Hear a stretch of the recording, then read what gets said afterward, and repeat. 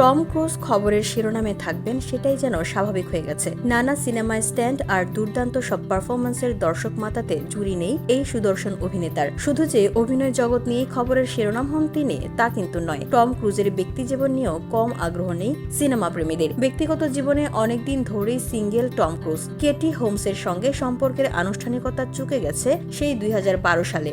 গত এক যুগে কারোর সঙ্গে আনুষ্ঠানিকভাবে সম্পর্কের কথা স্বীকার করেননি অভিনেতা।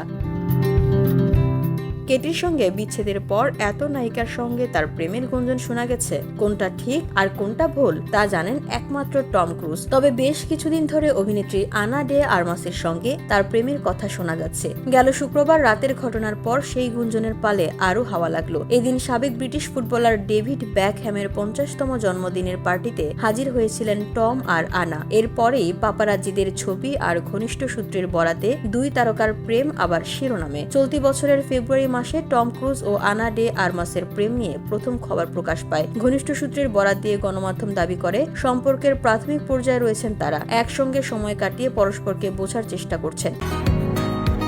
বসুন্ধরা, উত্তরা, বনশ্রী, কুড়িল ও বাড্ডা সহ রাজধানীর বিভিন্ন স্থানে অভিজাত ও অত্যাধুনিক মানের ফ্ল্যাট কেনার এক নির্ভরযোগ্য প্রতিষ্ঠান প্লেজেন্ট প্রপার্টিজ লিমিটেড। তাই আপনার স্বপ্নের আবাসনের জন্য আজই যোগাযোগ করুন। Pleasant properties limited, where destiny matches eventually.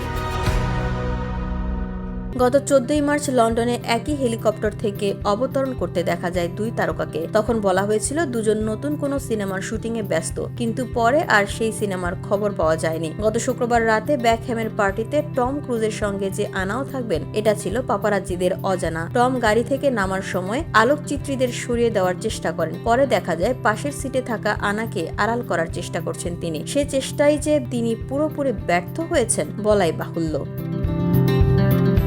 VOD Bangla news desk.